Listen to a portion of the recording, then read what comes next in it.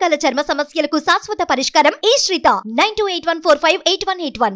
ఓం నమః శివాయ ఓం నమః శివాయ శివాయ ఓం నమః శివాయ మనోబుద్ధ్యహంకార చిత్తాని నాహం న చ శ్రోత్ర జిహ్వే న చ గ్రహణ నేత్రే న చ వ్యోమ భూమిర్న తేజో న వాయుః చిదానంద రూపః శివోహం శివోహం చిదానంద రూపః శివోహం. అరుణగిరి ప్రదక్షిణ ప్రారంభమైంది. రాజగోపురం దగ్గర మనసారా ఆ స్వామిని తలుచుకుని దండం పెట్టుకుని ప్రదక్షిణ చేసే సమయంలో ఆ స్వామిని స్మరించుకుంటూ ముందుకు వెళ్ళి దిగ్విజయంగా సంతోషంగా ఆయన్నే తలుచుకుంటూ ఈ ప్రదక్షిణ పూర్తి చేయాలని మనసారా ధ్యానించుకుని అడుగు ముందుకు వేశాను. ఈ మధ్యలో అంటే మన ఈ ప్రయాణంలో మనకు ముందుగా దర్శనమిచ్చేటువంటి లింగం ఇంద్రలింగం. ప్రస్తుతం అక్కడే నేను ఉన్నాను. ఇదిగో ఇంద్రలింగం. ఈ లోపలికి వెళ్ళాలి, కొంచెం దిగువ భాగంలో ఉంటుంది.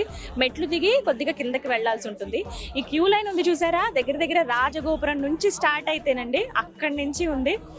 ఆల్మోస్ట్ ఉదయం అంతా కూడా చాలా ఎండగా ఉంది. అందుకే చాలా మంది సాయంత్రం పూటే గిరి ప్రదక్షిణ స్టార్ట్ చేశారు. అందులోనూ ఉదయం ఎవరైతే స్వామివారి దర్శనానికి లోపలికి వెళ్ళిపోయారో వాళ్ళకి దగ్గర దగ్గర 8 గంటలు పట్టింది కదా, వాళ్ళు బయటకు వచ్చేటప్పటికి రాత్రి 9:30-10 అయింది. దర్శనం అయిపోయిన తర్వాత 10ంటికి స్టార్ట్ చేశారు చాలా మంది గిరి ప్రదక్షిణ.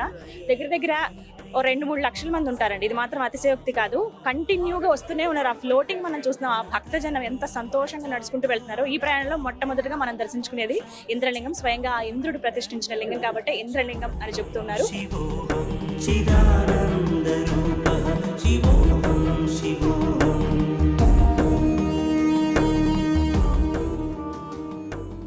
గిరి ప్రదక్షిణ సమయంలో మనకి ఎన్నో ఆవులు అలాగే నందీశ్వరులు కూడా కనపడుతూ ఉంటాయండి. వాటికి ఆహారం కూడా పెట్టొచ్చు. ఇగో ఇలా అమ్ముతూ ఉన్నారు. ఎవళ్ళమ్మా? 10 రూపా.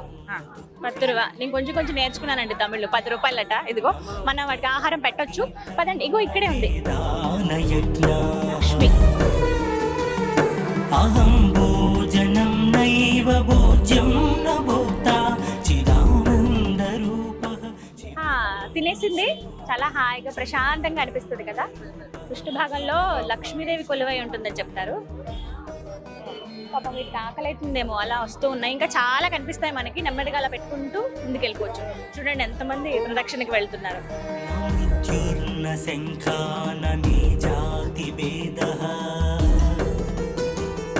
పితా నైవ మే నైవ మాతా న జన్మ.